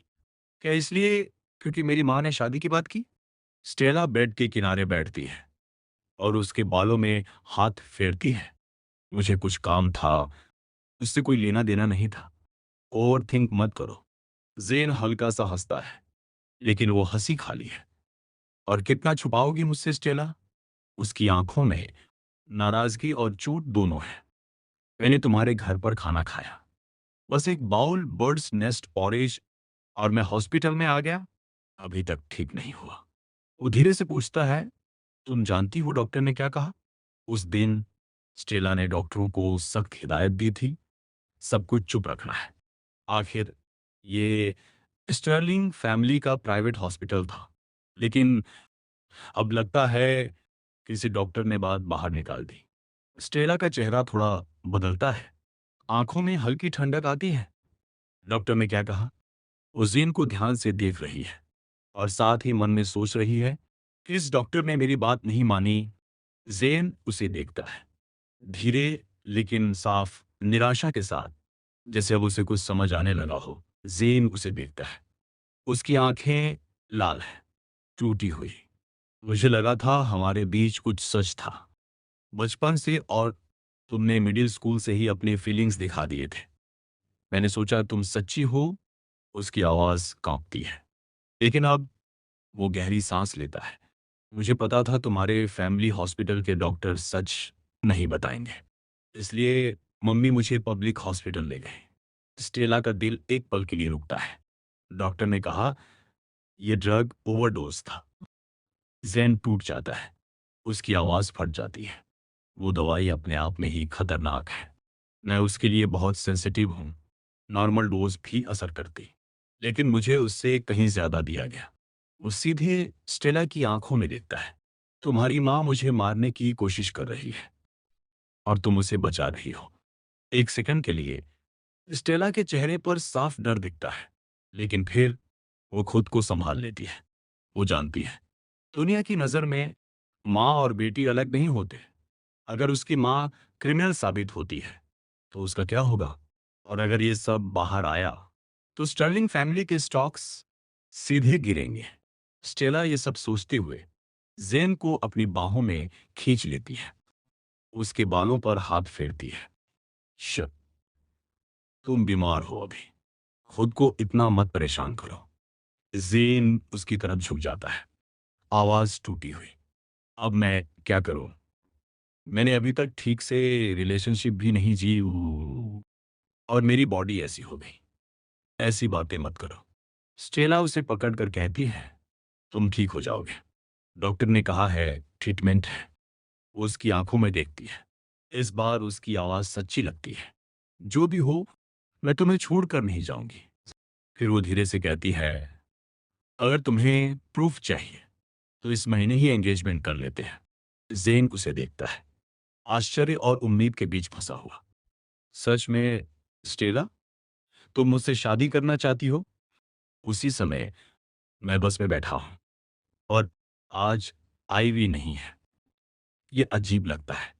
इतने दिनों से वो हर दिन इसी बस में मिलती थी। मैं फ़ोन निकाल कर टाइम चेक करता हूँ। बस सही है। शायद आज उसकी क्लास नहीं है। मैं सोचता हूँ, मैं अकेले स्कूल पहुँचता हूँ। रास्ते भर फ़ोन देखता रहता हूँ। मैसेज करूँ? लेकिन फिर खुद ही रुक जाता हूँ। अभी हम इतने करीब नहीं हैं कि ऐसे पूछूं, लेकिन बात एक दिन पर नहीं रुकती। लगातार 3 दिन आए भी बस में नहीं आती, और तभी एक नोटिफिकेशन आता है स्कूल हाउसिंग ऑफिस से। आपका डॉर्म रूम एप्लीकेशन अप्रूव हो गया है। मेरे चेहरे पर पहली बार सच्ची खुशी आती है। क्लास खत्म होते ही मैं रिको को पकड़ता हूँ। चल, रूम देखने चलते हैं। रिको मुस्कुराता है।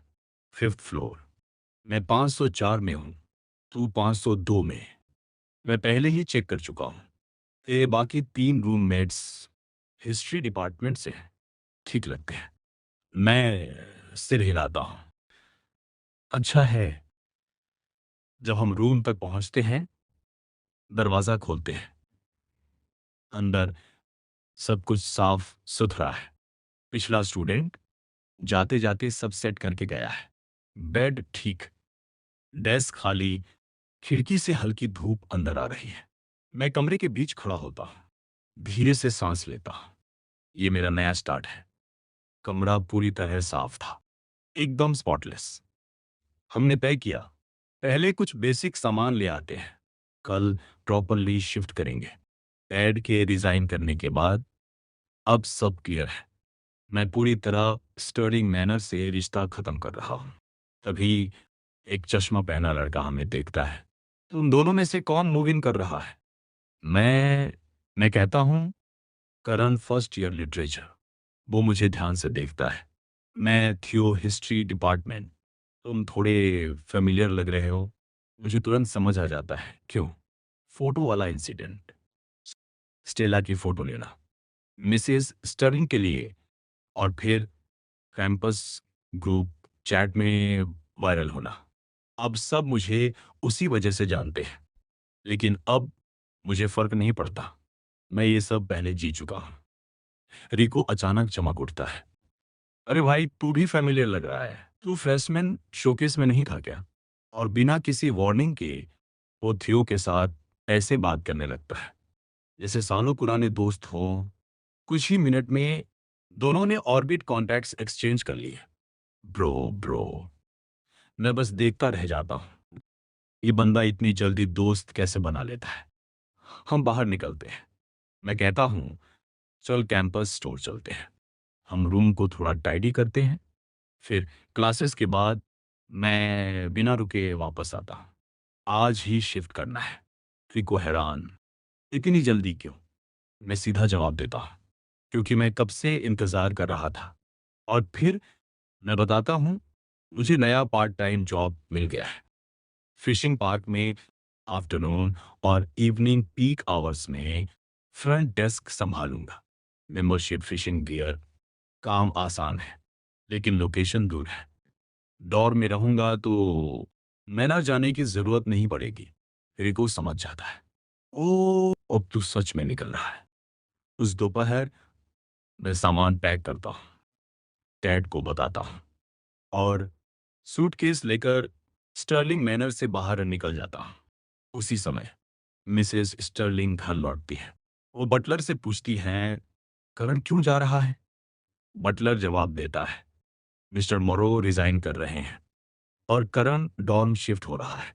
मिसेस स्टर्लिंग बिना सोचे कहती है, तो नया ड्राइवर रख लो, हम अच्छा पे करते हैं। बटलर बाहर से सिर हिलाता है, अंदर से साई करता है। मिसेस स्टर्लिंग कैजुअली कहती है, वैसे भी अच्छा हुआ। मैंने नोटिस किया था वो रोज स्टेला के साथ जा रहा था। उनकी आंखों में हल्की चालाकी चमकती है। मुझे लगा कहीं उसके मन में कुछ आइडियाज ना आ जाए। अच्छा हुआ मैंने उसे फोटो लेने के लिए लगाया। स्टेला इरिटेट हो गई, दूर दूर हो गए। नहीं तो स्टेला शायद सच में केयर करने लगती। बटलर मुस्कुराता है, आप हमेशा दूर तक सोचती हैं मैडम, लेकिन उसे भी पता है ये सिर्फ चाल नहीं, ये कंट्रोल है। उस शाम मैं डॉर में सेटल हो चुका हूँ, कमरे में बैठा हूँ, फोन हाथ में है। काफी देर तक सोचता रहता हूँ। फिर आखिरकार मैं आईवी को मैसेज भेजता हूँ। आईवी, मैं डॉर में शिफ्ट हो गया हूँ। अब मुझे सुबह वाली बस नहीं पकड़नी पड़ेगी। मैसेज भेजने के बाद मैं स्क्रीन को देखता रहता हूँ। दिल में हल्की सी अजीब फीलिंग, क्या वो रिप्लाई करेगी या कुछ बदल गया है? उसी समय आईवी अपने क्लासमेट के साथ स्कूल गेट से बाहर निकल रही होती है और अचानक रुक जाती है। उसकी भौं हल्की सी कुड़ती है, चेहरे की चमक थोड़ी धीमी पड़ जाती है।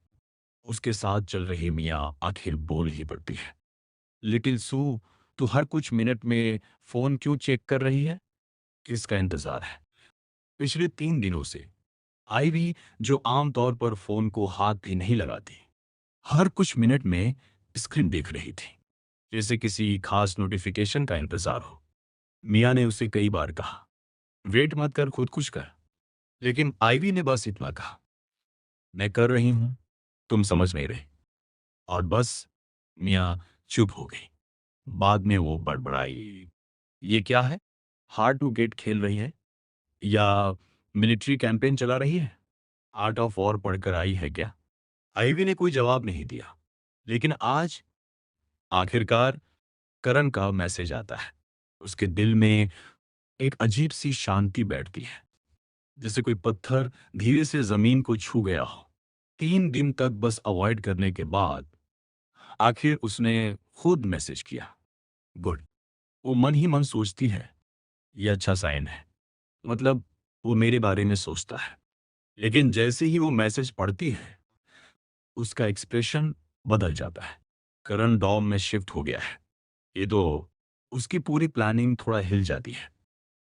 आर्ट ऑफ वॉर या पानी में उसने ये बिल्कुल एक्सपेक्ट नहीं किया था। लेकिन फिर वो सोचती है, असल में ये मेरे फेवर में भी हो सकता है। स्टेला का करण के साथ बिहेवियर शुरू से अजीब था, और एक लड़की होने के नाते आईवी ये साफ महसूस कर चुकी थी कि स्टेला उसे बाकी लोगों से अलग ट्रीट करती है। लेकिन करण का बिहेवियर देखकर वो समझ चुकी है, जो भी था खत्म हो चुका है। आईवी फोन को देखती है, मुझे जल्दी मूव करना होगा। वो तुरंत मैसेज करती है, अब तुम डॉर में हो, शिफ्ट होने में हेल्प चाहिए थी क्या? मैं तुरंत रिप्लाई करता हूँ, सब हो गया, ज्यादा सामान नहीं था, मैनेज हो गया। आईवी ये पढ़ती है और उसके दिल में हल्की सी चुभन होती है, मैं मिस कर गई। लेकिन मुझे याद आता है, मैंने उसे डिनर के लिए ले जाने का वादा किया था। मैं अपने नए डॉर्म बेड पर बैठकर मैसेज करता हूँ, आईवी, तुम कब फ्री हो? मैं तुम्हें डिनर पर ले जाना चाहता हूँ। आईवी हल्का सा आईब्रो उठाती है। उसने मेरा पूरा टाइम टेबल पहले ही याद कर लिया है। वो तुरंत जवाब देती है, कल दोपहर फ्री हूँ, परफेक्ट टाइम। उसने पहले से सोच रखा है, एक कोरियन बारबेक्यू जगह कैंपस के पास, रोस्टेड लैम्ब रिब्स। वो सोचती है करण को जरूर पसंद आएगा। लेकिन मैं मना कर देता हूँ, सॉरी आईवी, कल मेरा वर्क शिफ्ट है, परसों चले। आईवी रुक जाती है, तुमने नया जॉब ढूंढ लिया? कहाँ? क्या है? सेफ है। मैं उसे लोकेशन भेजता हूँ, fishing park, front desk, gear sale करना। स्कूल के पार्ट टाइम चैनल से मिला, सीनियर ने रेकमेंड किया। मैं पूरी डिटेल भेज देता हूँ। जैसे ही आईवी मैसेज देखती है, वो तुरंत मैप्स ऐप खोलती है, लोकेशन डालती है, पिन करती है, और फिर उस जगह के बारे में पूरा सर्च करना शुरू करती है। उसकी आंखों में अब एक अलग सी फोकस है, अगर करण वहां काम करेगा तो मैं भी वहां जाऊंगी। कैस जैसे ही मुड़कर जाने लगती है, तभी फ्रंट डेस्क के सामने एक आदमी आकर रुकता है। उसकी चाल धीमी है, लेकिन नजरें तेज। वो काउंटर पर उंगलियां हल्के हल्के थपथपाता है और मेरी तरफ देखता है। नया है? उसकी आवाज भारी है। मैं सीधा खड़ा हो जाता हूँ। जी, अभी ज्वाइन किया है। वो हल्का सा मुस्कुराता है, लेकिन वो स्माइल अजीब है। अच्छा, तो सिस्टम समझ गया? मैं सिर हिलाता हूँ, थोड़ा बहुत। वो झुककर थोड़ा पास आता है। यहाँ सिर्फ मछली पकड़ना नहीं सिखाते, लोगों को पढ़ना भी सीखना पड़ता है। मैं थोड़ा कंफ्यूज हो जाता हूँ। जी। वो सीधा खड़ा हो जाता है। छोड़, सीख जाएगा। उसी वक्त कैस वापस आ जाती है। वो आदमी उसे देखते ही थोड़ा नॉर्मल हो जाता है।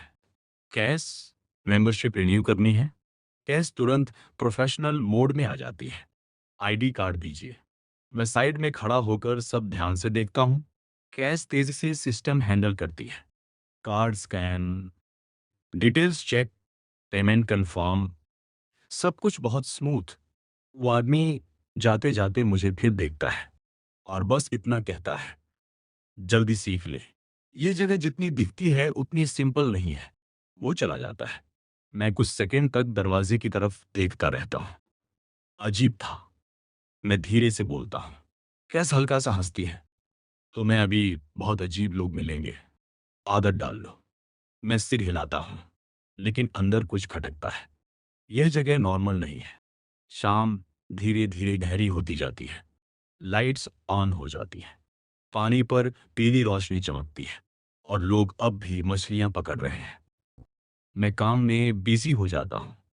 मेंबरशिप, गियर, बुकिंग, सब कुछ। लेकिन अचानक दरवाज़ा फिर खुलता है और इस बार मैं रुक जाता हूँ।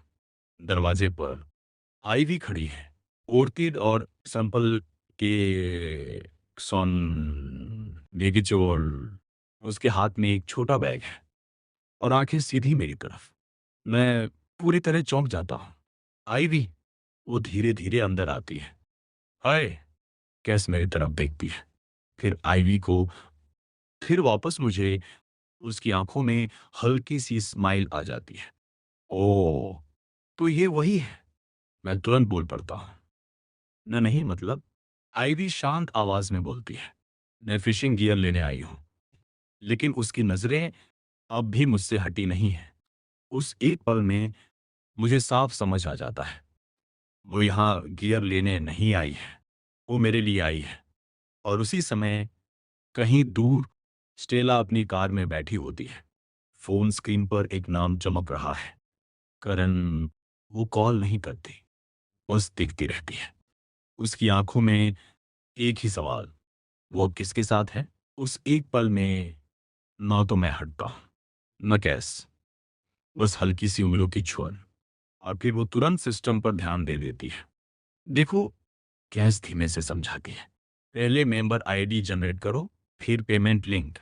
मैं ध्यान से देख रहा हूं, लेकिन मुझे महसूस हो रहा है किसी की नजरें मुझ पर टिकी है। मैं हल्का सा सिर घुमाता हूं। आईवी, वो चुप खड़ी है, फॉर्म हाथ में, लेकिन उसकी नजरें सीधी हमारी तरफ। उसकी आंखों में कुछ बदला है।